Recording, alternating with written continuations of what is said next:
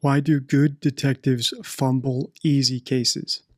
I'm Deception Detective. I'm an attorney trained in statement analysis, and this channel exists to expose lies and manipulation. Before we proceed, please hit the like, subscribe, and notification bell. In today's video, we're going to analyze why the McCann case got derailed so early on. And this seems to be a theme that crosses lots of my recent series. For example, the Ramseys had a seemingly good detective from the Colorado PD who just couldn't close what appears to me to be a very simple case of murder from within the family, in my opinion. Also in my Amanda Knox series, it looks like the police had the right suspicion early on in the case, and then they seemed to bungle all the evidence and all the leads. And similar to the McCanns, if you've been following my McCann series, it looked like the Portuguese police were on the right track in suspecting Kate and Gerry McCann of killing their daughter, but very quickly they were dropped as suspects by the Portuguese police. So in today's video, we're going to analyze why I think this happened in the McCann's case, and I think it's a fascinating reason and a reason that we need to be on the lookout for more and more in the age of social media. Basically, in the age of people having bigger platforms than other people and better ability to censor other people. But just quickly to touch on these two since I mentioned them, I think in the Amanda Knox case, it just boiled down to Italian carabinieri being better police than the people who came in after them, such as the Italian CSI investigators who were there to collect the evidence.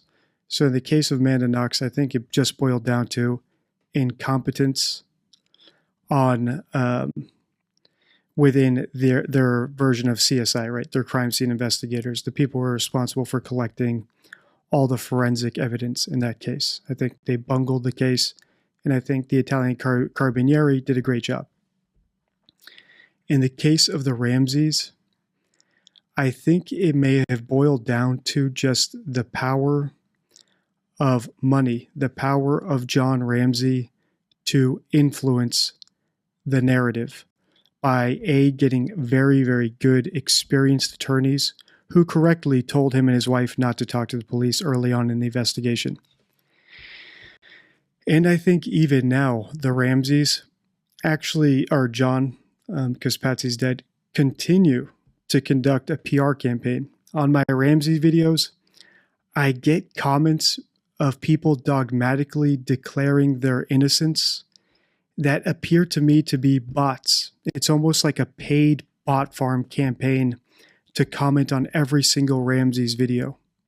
So if you want to see examples of what I think are PR bots, look at the comments on my Ramsey videos, particularly the ones that are extremely dogmatic about the Ramsey's innocence.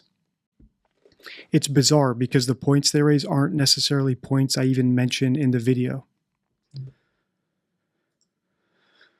Okay, so regarding the McCanns, what is my theory about the McCanns? Why were the Portuguese police focused on Kate and Gerry McCann as the prime suspects, which was accurate because even the McCanns themselves say that 99% of the time, if a child dies, the parents are responsible. Or if a child goes missing, the parents are responsible. These statistics are well known. So why do the Portuguese police, who had the prime suspects in their sights, also prime suspects who are not particularly good at lying?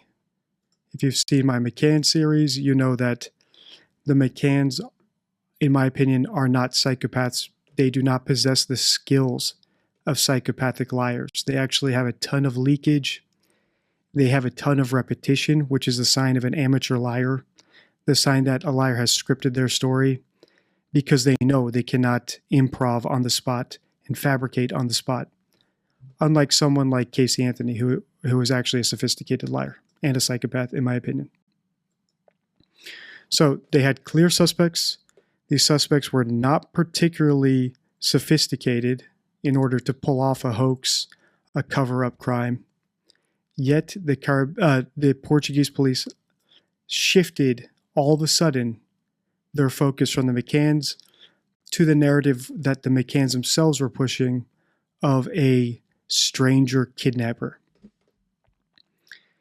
And I think that is another fascinating aspect of the case. The quick switch between being totally on track to being totally off track from the Portuguese police. And one of the suspicions in my comments that I get a lot is because Gerry is a Freemason. So somehow because Gerry is part of the Freemasons, these puppet masters were pulling the strings over in Portugal and the UK and all around the world, puppeteering everybody to get Gerry off the hook, even though they knew that he was responsible for his daughter's death. So tons of these Freemason conspiracy posts. Ever since day one, the Freemason thing is just a non-entity to me. There are much more reasonable, still fascinating, but reasonable explanations why good investigators, good detectives, good police will bungle a case like the Portuguese police did. Also, I posted this on X. If you don't follow me there, I post some extra comments and thoughts there and hot takes. I just want to show you this video of an actual Freemason initiation ceremony. I'll show you, a couple seconds of it, maybe a minute of it. And let me know if you think that these people are global puppet masters. Okay, this is a Freemason initiation ceremony. Do these look like global puppet masters to you?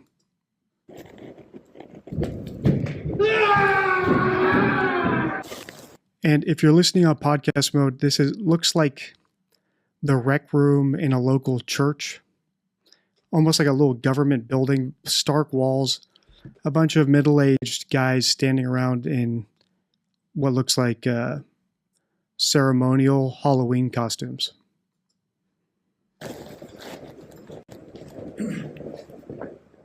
Out at the East Gate. Grandmaster Hierobeth, I'm glad to meet you, Vassalon. Give me the secrets of a master mason, or I will take your life. This is no time or place to demand no secrets. Talk not to me about time, place, patience, or the completion of the temple. Give me the secrets of a master mason, or I will take your life. It behooves you in this rude and violent manner thus to demand no secrets. So we have one guy talking to a blindfolded guy saying, give me the secrets of a master mason. This looks totally amateur, totally lame. This does not look like people who can get a man off a crime in another country. I don't think any UK Freemasons in little rec rooms like this are manipulating the Portuguese police. Let's just watch a little bit more because this just gets absurd. I think it's interesting and entertaining.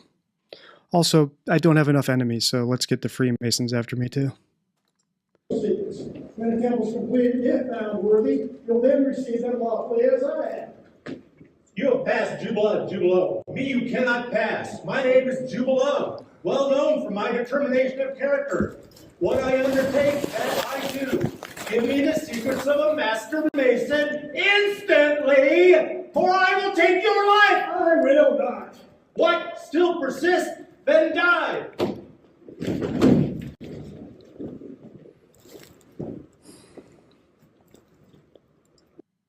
Okay, that's enough of that. All right, so I don't think Gerry being a Freemason, even if he was, is the reason he got away with the reason the Portuguese investigation was derailed. In an earlier video, I theorized that the reason people stopped accusing the parents was because the British, basically British ambassadors, British politicians got involved in the case.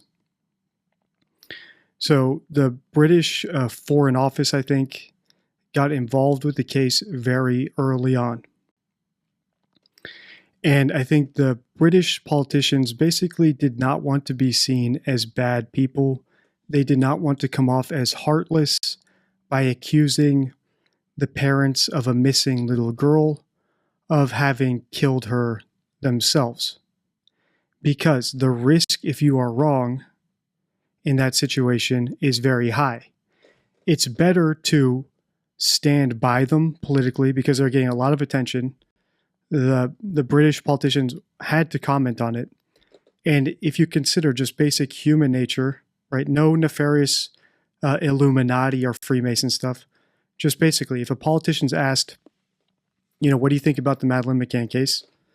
The politically correct, low chance of being pilloried later response is, I think they're innocent and I want to provide as much help as I possibly can. That's just the politically correct way to answer the question. Whether or not you think they actually did it.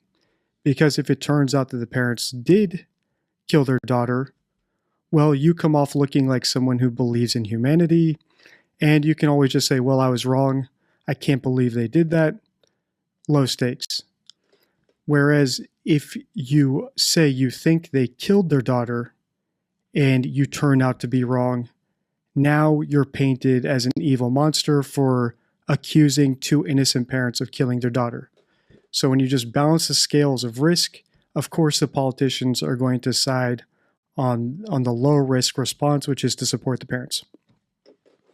So I think that is why when the UK got involved, they were pro McCanns. Also the fact that the McCanns are British citizens. So is the UK politicians getting involved in the case, supporting the parents, enough to derail the Portuguese investigation? Possibly, because Portugal is a much smaller country, less influence.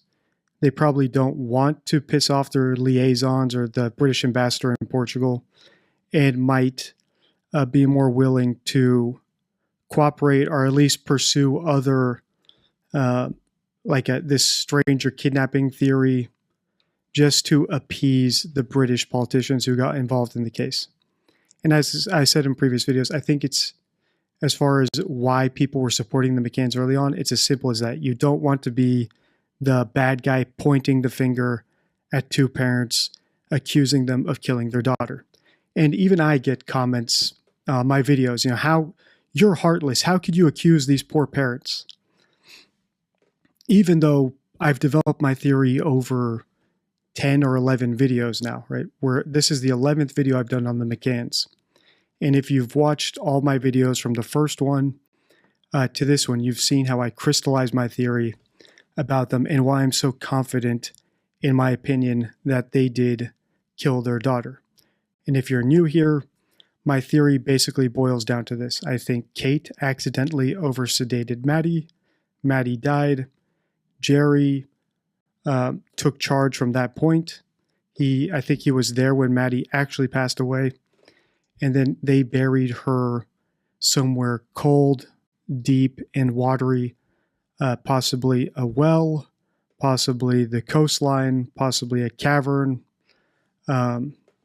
something along those lines. And that's all based on their leakage from multiple interviews now that I've analyzed. But what was the deciding factor? Let's say that wasn't enough to get the head detective on the case off track. I think this right here, Clarence Mitchell, might be the ultimate deciding factor in dissuading the Portuguese police from pursuing the McCanns. If you've seen this guy speak, he is a powerhouse of persuasion. And not the good type of persuasion where you, like a salesman persuasion where you're finessing someone or selling them on an idea. He is persuasive in the fact that he is a bully. And we're going to watch a video of him here, a short video of him addressing the 48 questions that Kate McCann refused to answer on a British talk show. And I'm going to point out some of the tactics he uses and why I think he is a powerhouse strong enough to dissuade the Portuguese police from pursuing Kate and Gerry McCann the way they should have. So before we get into this interview and the tactics Clarence Mitchell uses to bully, and I think bully in a way that is strong enough to derail an entire investigation, I'm just going to go over who he is in case you're not familiar with him. So who is Clarence Mitchell? Clarence Mitchell said he first met the McCanns 2 weeks after Madeline's disappearance. And he was working as part of, I think, the British Foreign Office. So 2 weeks after Maddie went missing, Clarence Mitchell got involved in the Madeline's case. And I think that's around the time that everything turned. Clarence Mitchell's job in that capacity was to act as a spokesperson for the McCanns and basically coach them in how to speak to the press, also get involved with the investigation to point investigators to where he wanted them to be looking, and basically bully and cajole people into not suspecting the McCanns, similar to the way an attorney might do. Except this guy is much more powerful in his persuasion skills than the average attorney. Also, the fact that he was not their legal counsel means that he can act almost as a fixer. He can do things and say things that an attorney just wouldn't be able to do if they had to represent the McCanns in court. So Clarence Mitchell got involved around 2 weeks into the case, which actually happens to be when the McCanns gave that strange press conference to the press outside where they were staying in Portugal, basically declaring how they were going to spend the funds they received from people supporting them in through the McCann Fund, which I analyzed in my last McCann's video, What Do Innocent Parents Look Like? So he might have been involved in actually one of the coaches who helped them prepare for that very odd presser, which we analyzed, which I said looked almost like they were two politicians addressing a scandal, where they set the agenda of the presser, told the press what they would and would not talk about. Basically, I think that might have had the fingerprints of Clarence Mitchell on it. All right, so without further ado, let's listen to how Clarence Mitchell persuades, how he bullies and cajoles on this BBC News clip. Gerry the lawyers acting for Kate and Gerry in Portugal have seen. Also, one last thing about Clarence Mitchell is eventually he was actually hired full-time as the spokesperson for the McCanns. So after he represented them as a member of the British Foreign Office in an official political capacity, they hired him to continue representing them. That's how effective he is. So let's listen closely here. He's going to be discussing why Kate did not answer 48 questions when the Portuguese police were interviewing her regarding her missing daughter. Seen this. The lawyers acting for Kate and Gerry in Portugal have seen this since last Thursday, so they've had a slight head start on the media, but not much of one. They are going to go through it incredibly methodically. They're looking for two areas, really. The first priority is anything in there that could help to find Madeleine. It's obvious, but it has to be said. What wasn't done? Where wasn't searched? What sightings or leads weren't followed up? That needs to be gone through. So at the start of this interview, he's talking about the McCann's petition for the Portuguese police to reopen their investigation. So this isn't an interview he did right around the time of the disappearance of what I suspect was Madeleine's death. This was done later when the McCanns were petitioning Portuguese police to reopen the investigation. However, it is illustrative of his persuasive skills. And that could take them a good part of a month to do that. Secondly, the lawyers will also be looking at it from the legal perspective. If there is any incompetence or anything worse than that, then under Portuguese law, they could bring charges against individuals or the police as a whole. So notice what he says here. The McCanns and McCann's attorneys are petitioning the Portuguese police to reopen the investigation. And if they find any evidence of incompetence, according to him, right? What would constitute incompetence? We don't know precisely. But if they find that the Portuguese police did anything wrong, though, they will pursue legal action against the Portuguese police as well as individuals. And this is a tactic that Scientology uses a lot, where if you say anything about them, they will come after you and your organization, but they will also come after you personally. And that is a great tactic to scare people who don't have the cojones to stand by what they say into cowering down. And early on when I started my McCann series, people continued to point out to me how litigious the McCanns are.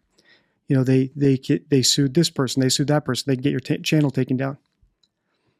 Well, one great defense of defamation and slander, let's say they tried to sue me, is truth. So let's say Clarence or anybody else came after me. My defense would be the truth, and I would make it my life's mission to prove that they killed Madeleine. So right now, it's just my opinion. I haven't gone to Portugal to look for evidence. I haven't deposed the McCanns to get them to confess to me or trap them in an inconsistency in their story right in front of my face.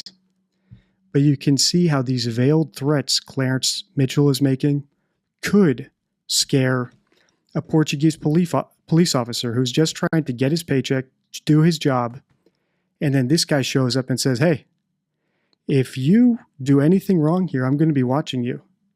And if you do something that incriminates, if you plant some evidence, or you ask them a question that's misleading, or question them for too long, and I think you're compelling them to say stuff, or you're doing cruel and unusual punishment to them, I'm going to come after you.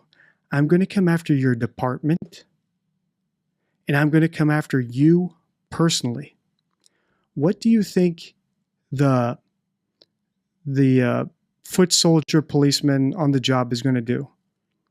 They're probably going to say, you know what, this isn't worth it. This isn't worth me losing my job, worth me getting sued. The chief might even say, listen, he might even call his whole team and, hey, we're being watched very closely by the British here and the media. Let's do everything by the book. Leave the parents alone, because if we do anything there, hell is going to rain down on us. And I think that could be enough to dissuade a small police department from pursuing the suspects they know are guilty of the crime. So listen to this. Even years later, he's still threatening them. Listen to the veiled threats. If we find that they did anything wrong, any misstep, anything that wasn't 100% by the books, we have the capacity and the willingness to sue them personally. So that's one of his tactics. The lawyers acting for Kate and Gerry, and really, the first priority is anything in there that could help to find Madeleine. It's obvious, but it has to be said. What wasn't done? Where wasn't searched? What sightings or leads weren't followed up? That needs to be... See what wasn't followed up on. So I'm sure he said that to them there. If we find that you didn't pursue other leads, you only pursued Kate and Gerry, well, then this wasn't a real investigation. This was a witch hunt, because you didn't pursue any other leads. And this is actually a favorite tactic of defense attorneys. So in an open and shut case, let's say it's extremely clear the parents killed their kid. So the police have all the evidence, they arrest the parents, they put them on trial. What does the defense attorney say? How do you draw doubt into the minds of the jury? How do you make the police look like bad guys? Well, the first question you ask is, did you pursue any other leads? Well, no, we didn't. So the only person you considered was my client. Yes. Did you know that there was a pedophile in the area? That there was an abuser in the area? That there was a kidnapping ring in the area on the night the daughter died? No. You didn't know that. You didn't pursue that. The only people you pursued were my clients. And that is a common tactic of defense attorneys. It's extremely effective. Because the more open and shut the case, the fewer suspects the police consider. And it looks worse on the jury, to the jury, if you're able to get the police to admit that they didn't pursue other leads, even though that was precisely the logical thing to do because it was an open and shut case. You can paint it to look bad. So he's pointing that out here. We're going to follow them up. Did they pursue every lead? I'm sure he said that to them at the time. Are you only pursuing Kate and Gerry? Or are you looking at other leads? Trying to get them to derail the investigation, to get them to look outside by trying to make them feel guilty for only looking at Kate and Gerry, who in reality, very obviously, in my opinion, were responsible. Priority is anything in there that could help to find Madeleine. It's obvious, but it has to be said. What wasn't done, where wasn't searched, what sightings or leads weren't followed up, that needs to be gone through. And that could take them a good part of a month to. Right. What sighting wasn't followed up on? What lead wasn't followed up on? Because if you guys didn't follow up on every random nonsensical tip, I'm going to hold your feet to the fire. Do that. Secondly, the lawyers will also be looking at it from the legal perspective. If there is any incompetence or anything worse than that, then under Portuguese law, they could bring charges against individuals or the police as a whole. But that's not the priority. The priority is finding Madeleine. Right, so he throws in the veiled threat, just like Scientology. But that's not the priority. So this video, please do make sure to subscribe because we're making lots of enemies here. Is there anything that's leapt out at them so far? If there is, I'm not aware of it yet, but as I say, this is a very methodical process. A lot of it will mean a lot to the investigators, and all of that will be done privately. We are not going to give a running commentary on what we're finding in there. Right. One thing that has emerged, which has been picked up by one of the papers, was the questioning of Kate McCann by detectives. And it's on the record that there were 48 questions during her questioning, which she refused to answer. Why? All right, so here's the money shot. He's asking Clarence, Kate McCann did not answer 48 questions when she was being questioned by the police. Is that suspicious? In a missing persons case, yes. Ostensibly, they called the police to help them find their daughter. So you would expect them to be candid. Lawyering up, I always think is a smart, intelligent thing to do. So I do not fault people for lawyering up. However, I'm curious what those 48 questions were, and they're actually going to get into it. And I think that these are questions that should have been answered if you actually wanted to help the police find your daughter. So let's listen to how Clarence Mitchell handles this. How do you think he's going to handle this? Right? This is a powerhouse of bullying, manipulation. This guy's asking about Kate not answering 48 questions. Why so many? Why so many questions? Well, you have to ask the police. Why did she refuse to answer? Because her lawyer advised her not to answer. She had been made arguida, and that gives you rights under Portuguese law not to answer incriminating evidence, and nor should any inference be taken from that refusal to answer. Her lawyer advised her not to answer for fear, basically, that the questions were going to be leading and take her into areas that were possibly incriminating. But, I mean, some of them seem sort of fairly straightforward as to how she raised the alarm, what she first All right, so these are questions about how she raised the alarm, saw, what the state of the room, how she first saw the state of the room. Right, questions that would actually help police decipher what happened to Madeleine. Also, these are things that I've said repeatedly now, or if you've binged all my videos, if you've watched this playlist. Kate entering the room is the money shot of this case. That is the part that I believe Kate and Gerry scripted. Because whenever Kate describes entering the room to discover that Madeleine is missing, it follows the exact same beats every single time, almost down to the word, which is the sign of a scripted story, because it stays the same over interviews, over years, from day one to 5 years later. I think is the most recent interview of theirs I've analyzed.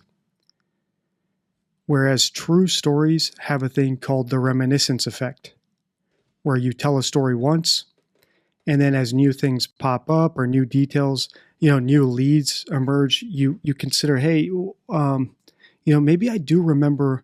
Actually, I remember that the door, the handle was depressed when I came in, right? So you remember other details because you're searching your memory. You're reminiscing based on new things that might pop up or new leads. So true stories, counterintuitively, actually change a little bit with each telling because new things are focused on. New details are recalled. Whereas fake stories often are very rigid, very vanilla, and scripted. And I've done a whole video about this on how to spot a fake story, about the signs of a scripted story. So I'm not surprised that Kate refused to answer questions about discovering that Madeline was missing, because I think that is the money shot of their hoax. That is the part where they have to do the most complex type of lying. So it's scripted. And she probably knew, if I answer these questions, there's going to be a record of it. And if I haven't perfectly memorized my script, or if Gerry says something that contradicts what I say, we're screwed. And then later down the road, she started reciting her script, so she had more time to memorize it or to speak to Gerry to make sure they coordinated their stories. The room was, all that sort of thing, surely would have helped them develop the inquiry. Her lawyer advised her not to answer the questions, and in that situation, Bill, if you had your lawyer telling you... All right, so now how does Clarence shut this down? Right, so this is a journalist, like I've said early on, I think the media, the Portuguese police were on the right track. Early on, the media were accusing the parents because it was so damn obvious. It's obvious. But the Portuguese police got derailed, and the media also backed down. Why? Look how Clarence handles this reporter. He shuts him down, and he basically says, I've already answered that, and it's inappropriate for you to make any inferences about that. Possibly because you might get sued too. I already threatened to sue the Portuguese police. You think I'd wait to sue you? To answer for fear, basically, that the questions were going to be leading and take her into areas that were possibly incriminating. But, I mean, some of them seem sort of fairly straightforward as to how she raised the alarm, what she first saw, what the state of the room was, all that sort of thing. Surely would have helped them develop the inquiry. Her lawyer advised her not to answer the questions, and in that situation, Bill, if you had your lawyer telling you not to do something... All right, and now it makes it personal. Bill, if you had your lawyer telling you not to do something...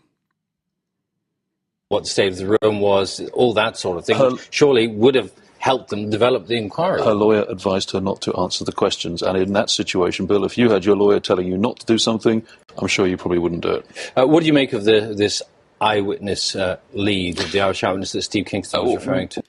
All right, so now we're off of that. Kate did not answer 48 questions.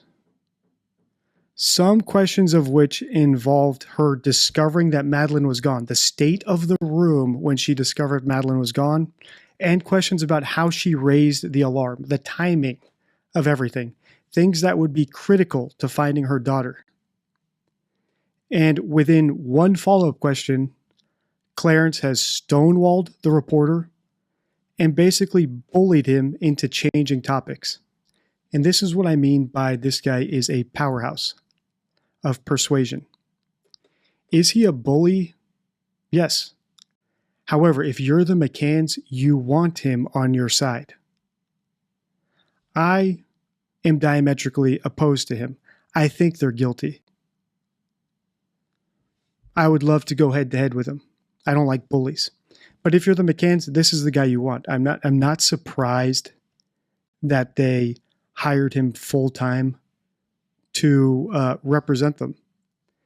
Because when you're guilty, what you want is someone who will not divulge any extra information, will not waver. And if your story's in the press, you want a guy like this who can stay composed in a heated argument and basically shut down spineless journalists.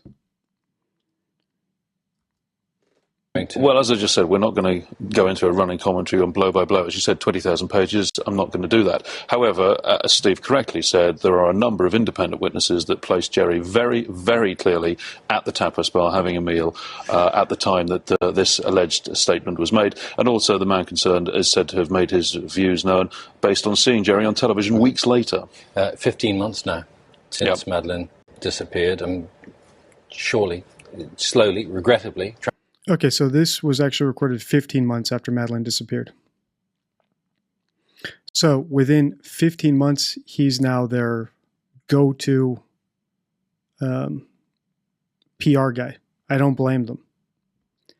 And as he said in this article, which I shared a quote from, he first met them 2 weeks after Madeleine's disappearance, right around the time of that interview we analyzed in my last McCann's video, What Do Innocent Parents Look Like?, where they basically took control of the press. They basically set the agenda for the press. Like I said in that video, they looked like politicians dealing with the scandal. I feel like that had his fingerprints all over Tragically, hope must slowly be fading. That's an obvious assumption to make, but for Kate and Gerry, it doesn't. There is absolutely no evidence to suggest Madeleine has been harmed, let alone killed, as many people assume. And the longer, actually, it goes on without a single trace of her, they actually draw strength from that because they hope, against hope, that she is being held somewhere and hopefully being looked after until their private investigators have exhausted. That's a strange. The other thing is, I wonder if he knows the truth. So I actually asked this on X. As I was preparing for this video, before I stumbled across this Clarence Mitchell guy, who I think you can actually learn from if you use it for good. I don't think he's particularly using his skills for good here. But on X, I asked, are there any good statements by politicians backing the McCanns? Because I wondered to myself if those politicians leaked their true sentiments about Maddie's case. And I asked that when I was thinking about doing a video of explaining how it's more politically correct to just say that they're innocent, to try to not look like a bad guy, to try to look like the good guy and say that they're innocent. And I was trying to basically find like a statement from Gordon Brown or someone who was in charge at the time, talking about the McCanns and maybe leaking that they thought she was dead. So leaking that they knew the truth, but they were just saying the parents were innocent because it was politically correct. And I think Clarence might have done that here. Bar having a meal at the time that I'm not. What do you make of this? I want to hear this part where he's talking about losing hope, hope beyond hope, something along that, something that might actually indicate that he believes Madeleine is dead. Why might he believe that? Well, the McCanns might have disclosed that to their attorneys because an attorney can't necessarily divulge the information. I don't know if the rules are like that in the UK. But over here, you can disclose to your attorney that you're guilty. They just can't argue your innocence in court because if they know that you're guilty. But in some situations, it's actually better to just be totally honest with your attorney so that they can craft a defense for you that basically revolves around whatever the police have collected and is in their evidence. And you're basically just aiming at picking apart the police's investigation to show that they can't prove it beyond a reasonable doubt. And of course, if you have an unethical attorney and they know you're guilty, they might still continue to argue innocence at the risk of their bar card. eyewitness lead, the Irish eyewitness that Steve Kingston was referring to? Well, as I just said, we're not going to go into a running commentary on blow by blow. As you said, 20,000 pages, I'm not going to do that. However, as Steve correctly said, there are a number of independent witnesses that place Gerry very, very clearly at the tapas bar having a meal at the time that this alleged statement was made. And also the man concerned is said to have made his views known based on seeing Gerry on television weeks later. 15 months now since Madeleine disappeared. Surely, slowly, regrettably, tragically, hope must slowly be fading. That's an obvious assumption to make, but for Kate and Gerry, it doesn't. There is absolutely no evidence to suggest Madeleine has been harmed, let alone... No evidence to suggest Madeleine has been harmed. Is that a bold-faced lie? I think Madeleine's blood was found, right? I think there actually is some cadaver dog evidence or something of Madeleine's blood in the apartment. Alone killed, as many people assume. And no evidence that she was killed. That's an obvious assumption to make, but for Kate and Gerry, it doesn't. There is absolutely no evidence to suggest Madeleine has been harmed, let alone killed, as many people assume. And the longer actually it goes on without a single trace of her, they actually draw strength from that because they hope, against hope, that she is being held somewhere and hopefully being looked after until they're... They hope that she's being held somewhere and looked after. There's some sort of leakage there. I'm just not picking up on it because I'm 40 minutes into recording now, so my brain's a little bit fried. But if you spotted something there, please do drop it into the comments. I try to read every single comment. And as you know, I think I have the smartest subscribers on YouTube, and it would not be the first time that you guys caught something that I missed. Their private investigators have exhausted every possibility. They are never going to give up that hope or give up looking for their daughter. All right, interesting. So I just wanted to feature this guy in a video because I think this is why the Portuguese investigation got derailed. I think it was a combination of British politicians wanting to look like good guys, getting involved in the Portuguese case, and then I think in particular, a powerhouse like Clarence Mitchell getting involved, using Scientology-level threats of lawsuits and bullying and stonewalling to get weaker people to basically move off the scent of the parents, which was, of course, the obvious. Obviously, that should have been pursued. There's no way that should have been dropped 2 weeks into the investigation, which is absurd. So if you haven't seen my Ramses playlist, do check that out. If you haven't watched all my McCann's videos, please do watch those. Please make sure to subscribe to the channel. And if you do want bonus content, consider becoming a channel member. You can find the link to the playlist, as well as a link to join the channel as a member in my pinned comment on the video. Until next time, stay true.